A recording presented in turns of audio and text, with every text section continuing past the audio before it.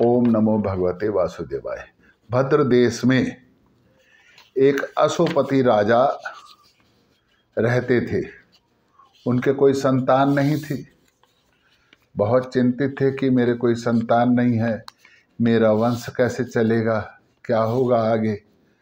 इसी चिंता में एक दिन वो अपने राज पुरोहित जी के पास पहुँचे और उनसे पूछा कि मेरे कोई संतान नहीं है, क्या करूं, कैसे होगी संतान, क्या होगा। तो उन्होंने बताया कि पार्वती देवी का एक रूप है सावित्री देवी।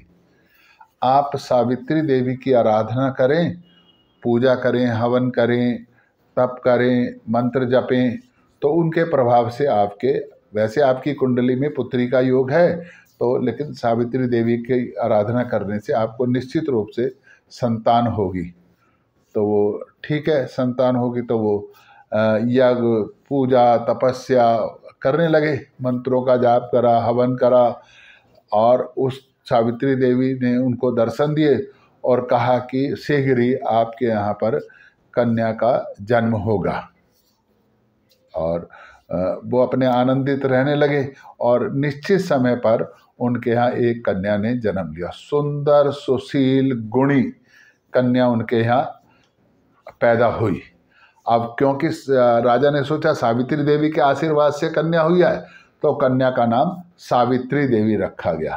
तो सावित्री देवी ये कन्या का नाम रखा। तो वो दिन प्रतिदिन बड़ी होने लगी। बड़ी सुंदर थी, बड़ी सुशील थी, ज्ञानवान थी, विद्वान थी और बहुत ही विदुषी, मतलब तर्कशील थी। तो अब उसके लिए लड़का योग्य वर तलाश करने लगे राजा। अब उसके योग्य वर उसको कहीं मिला नहीं राजा को। तो जब योग्य वर नहीं मिला तो वो बड़े परेशान हुए और कहा, बेटी अपने योग्य, तू खुद ही अपने योग्य वर को ढूंढ ले। तो सावित्री ठीक है, अपने घूमने लगी। तो एक दिन सावित्री वन में गई, तो वन में उसकी भेंट सत्यवान से हो गई। अब सत्यवान भी बड़े सुंदर मजबूत थे। तो जाके देखा तो सत्यवान, सावित्री ने सोचा कि ये मेरे लिए उपयुक्त वर रहेंगे।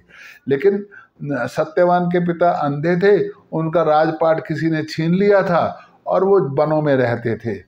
तो वो जाकर उन्होंने पिता को बोला कि ऐसे ऐसे मैंने वर ढूंढ लिया है, सत्यवान मेरे उपयुक्त पति रहेंगे। तो राजा ने कहा ठीक है। तो इतने में नारद जी आ गए।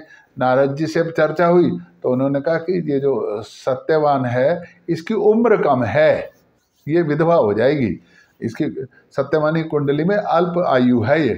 तो वो राजा बड़ा चिंतित। उसने कहा, बेटी देख, इसके तो अल्प आयु हो, तो जल्दी विधवा हो जाएगी, क्यों शादी कर रही है, कोई दूसरा वर ढूंढ ले, हम मना थोड़ा ना कर रहे हैं को तेरे को दूसरा वर ढूंढ निकले। बोली, देखो पिताजी, राज आज्ञा एक बार होती है, ब्राह्मण भविष्यवाणी एक बार करता है, किसी की बारे में बताता है एक बार बताता है, और इसीलिए पत्नी भी जब एक ही बार वर चुनती है, तो मैंने तो वर चुन लिया, अब इस जन्म में तो मेरा ही यही वर रहेगा। अब जैसा आगे आपकी इच्छा वैसा आप करें। तो अब बेटी की जिद के आगे उन्होंने सोचा, राजा ने, अब जब बेटी नहीं मान रही तो क्या कर सकते हैं। तो सत्यवान के साथ सावित्री का विवाह कर दिया। अब वो विवाह के बाद सावित्री अपने सास ससुर के पास वन में आकर रहने लगी और उनकी खूब सेवा करती थी, क्योंकि सावित्री तो बड़ी गुणी थी, सुशील थी, सुंदर थी। तो उसने वहीं अपने सास ससुर के साथ और सत्यवान के साथ रहना, वन में ही रहना शुरू कर दिया। अब क्योंकि नारद जी ने कहा था कि इसकी अल्पायु है, तो सत्यवान जहाँ भी जाते थे वो उनके साथ जाती थी। और इंडिकेशन भी नारद जी ने बताया था कि जब सत्यवान के सिर में दर्द होने लगेगा तब समझ लो कि इसकी मृत्यु आ गई है। तो एक दिन सत्यवान लकड़ी लेने वन में जा रहे थे, तो सावित्री क्योंकि साथ साथ जाती थी, तो उसको नारद जी की बात हर वक्त ध्यान में रहती थी। तो वो भी सावित्री बोली, मैं भी साथ। तो उन्होंने कहा चलो, वो साथ जाती तो थी, तो वो उसके साथ चल दी। तो पेड़ पर लकड़ी काटने के लिए सत्यवान चला। तो थोड़ी देर बाद सत्यवान बोलता है कि मैं नीचे आ रहा हूँ, मेरे सिर में हल्का हल्का सा दर्द हो रहा है। तो सावित्री डर गई। नारद जी की बात याद आ गई कि जब सिर दर्द होगा तो सत्यवान की मृत्यु आएगी। तो कहती, कोई बात नहीं, आप नीचे आ जाओ, मैं आपका सिर दबा दूंगी। तो जैसे सत्यवान नीचे आए, पेड़ पे उसकी गोदी में सिर रख करके लेटे, तो इतने में ही सावित्री को सामने से यमराज और यमदूत आते नजर आ गए। अब सावित्री घबरा गई। लेकिन मैंने कहा ना वो बड़ी सुशील, ज्ञानवान, प्रतिव्रता महिला थी, धैर्य खोना नहीं जानती थी, विपरीत परिस्थिति को किस तरह अपने अनुकूल बनाना है सब जानती थी। तो जैसे ही यमराज आए तो और उनका प्राण जो है, उसका जीव जो है प्राणवायु अपने साथ लेकर जाने लगे सत्यवान की। तो सावित्री भी पीछे पीछे, क्योंकि सती थी। अब एक और बात कहूँ, जो महिला सर्वशक्तिमान होती है, अगर वो पतिव्रता महिला है तो उससे ज़्यादा शक्तिमान इस पृथ्वी पर कोई नहीं है। तो सावित्री सहशरीर यमराज के साथ साथ जाने लगी। तो यमराज ने देखा ये जा रही है तो ये तो गलत हो जाएगा, नियम के विरुद्ध है। तो उन्होंने कहा बेटी तू अब देख, तेरे जो सारे रिश्ते नाते थे वो इस भूलोक पर थे, भूलोक खत्म, ये इसका आयु खत्म हो गई, अब तेरा भी इसके साथ कोई रिश्ता नहीं रहा, इसलिए तू अब वापिस जा और अपना शेष जीवन व्यतीत कर, जब तेरी आयु पूर्ण होगी तो तुझे भी ले जाएंगे। तो उसने कहा नहीं नहीं, मैं तो इसकी पतिव्रता नारी हूँ, पति के साथ रहना मेरा धर्म है। जैसे सीता माता राम जी के साथ वन में गई थी, ऐसे मेरा पति जहाँ जाएगा मैं जाऊंगी। तो वो पीछे पीछे चलने लगी। तो यमराज जी ने कहा चलो कुछ ले दे के कर देते हैं। उसने कहा वर मांग कुछ। तो उसने कहा अच्छा अगर आप वर देना ही चाहते हो तो मेरे माता पिता के कोई संतान नहीं है तो उनके संतान दे दो। उसने कहा तथास्तु। यमराज जी ने कहा तथास्तु। वो चल पड़े। देखा फिर सावित्री पीछे आ रही है। उन्होंने कहा सावित्री देख मैंने तेरे को वर दे दिया। कहती लेकिन मैं तो पति के साथ साथ, जब मैंने तो आपको पहले ही बोल दिया था। तो फिर बोले चल अच्छा एक और वर मांग ले। उन्होंने कहा अगर आप वर देना चाहते हो तो मेरे सास ससुर अंधे हैं, उनकी आंखें ठीक कर दो। उन्होंने कहा तथास्तु। फिर वो चल पड़े यमराज। देखा सावित्री फिर आ रही है। तो उसने कहा अब सावित्री अब क्या, चल एक बार और मांग ले। उसने कहा ठीक है अगर आप एक बार मांग देना चाहते हो तो मेरे सास ससुर का राजपाट भी वापस कर दो। तो उन्होंने कहा, यमराज जी ने कहा तथास्तु, जा तेरा ससुर जी का राजपाट वापिस हो गया। अब वो फिर चले उसका जीव लेके, सत्यवान की आत्मा को लेकर के, प्राणवायु को। तो फिर थोड़ी दूर गए, फिर पीछे देखा तो फिर सावित्री साथ। तो यमराज जी को गुस्सा आ गया, झुल्लाए भी कि यार बार बार इसको वर दे रहा हूँ, ये मान ही नहीं रही है मेरी बात को। तो उन्होंने कहा चल देख, अब क्योंकि वो सती प्रतिव्रता थी, सती स्त्री थी, तो अब उससे मतलब मैंने कहा ना पतिव्रता स्त्री सबसे शक्तिशाली होती है, अब उसको ऐसे कुछ कर भी नहीं सकते थे। तो उन्होंने कहा तू चल ये देख सावित्री, अब ये आखिरी बार एक वर मांग ले, जो मांगना है तेरे को, मैं वो तेरे को वर दे दूंगी।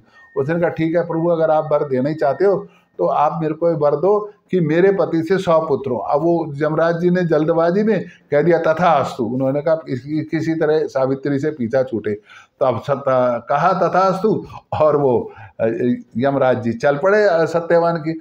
वो तो सावित्री फिर पीछे आ रही। देख सावित्री, मैंने तेरे को पहले कहा था, कमिटमेंट हो गया था कि आखिरी बार है, और नहीं तो अब देख मेरे को जबरदस्ती देख नियमों का उल्लंघन करना पड़ेगा। पतिव्रता स्त्री के साथ मैं कुछ नहीं कर सकता, लेकिन अगर तूने कहा तो व्यवस्था बनाए रखने के लिए मेरे को कुछ ना कुछ। तो सावित्री बोली मैं कहाँ कुछ कह रही हूँ, लेकिन मैं तो जो आपने वर दिया उसी को आप पूरा फुलफिल करें ना जी। आपने कहा मेरे पति से मेरे को 100 पुत्र होंगे, तो पति तो आप ले जा रहे हो, पुत्र कैसे होंगे। यमराज जी बड़े खुश हुए।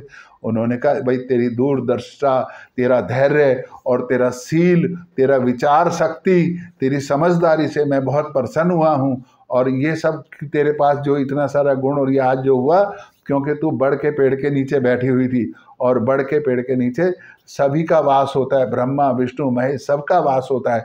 और आज के दिन अगर अमावस भी थी, तू जो भी बड़ के पेड़ की पूजा करेगा, बड़ के पेड़ के पूजा अमावस वाले दिन या पूर्णमासी वाले दिन जो भी बड़ के पेड़ की पूजा करेगा उसका पति अखंड सौभाग्यवती रहेगी।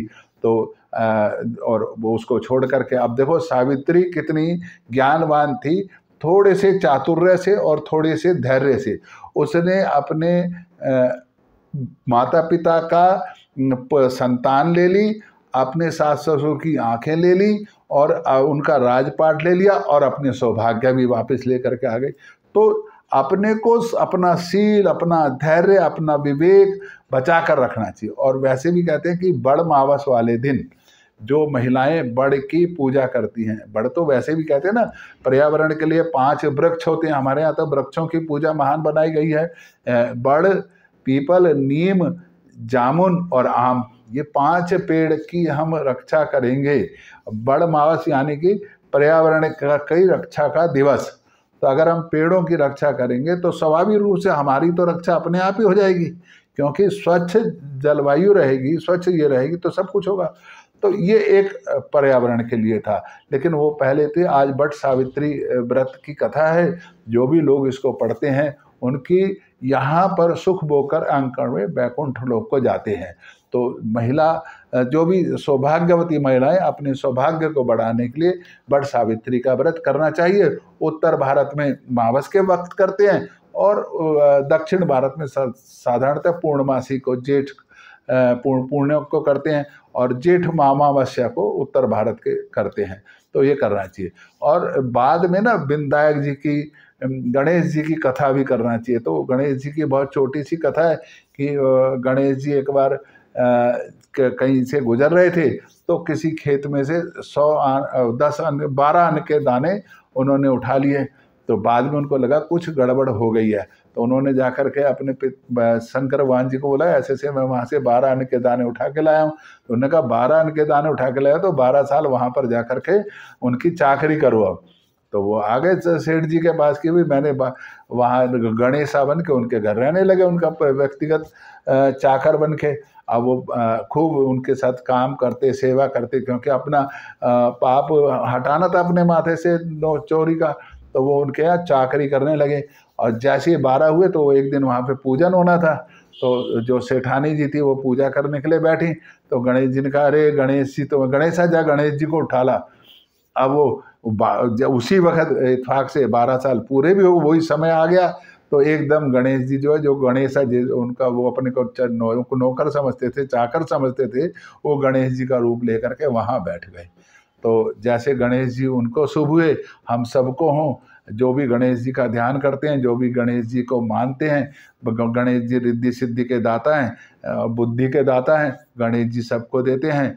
और अपने सारा दिन वो गणेश जी का नाम जपते रहना चाहिए, माता का नाम जपते रहना चाहिए। ओम नमो भगवते वासुदेवाय, ओम नमो भगवते वासुदेवाय का जाप करते रहना चाहिए।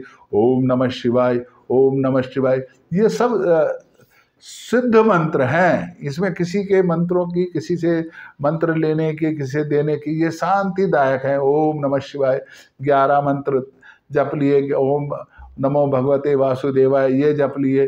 तो ये सहजता से भगवान की निकटता बनाने के लिए इन मंत्रों का जाप करते रहना चाहिए। तो वट सावित्री की आप सबको मंगल शुभकामनाएं। माता आप सब पर अपना परम आशीर्वाद बनाए रखे। ओम जयंती मंगला काली भद्रकाली कपालिनी दुर्गा क्षमा शिवा धात्री स्वाहा सुधा नस्तुते सर्वमंगल मांगले शिवे सर्वा साधिके शरणाय त्र्यंबके गौरी नारायणी नमस्तुते। ओम नमः शिवाय, ओम नमः शिवाय, ओम नमः शिवाय, ओम नमः शिवाय, ओम नमः शिवाय, शिवाय, ओम नमः शिवाय।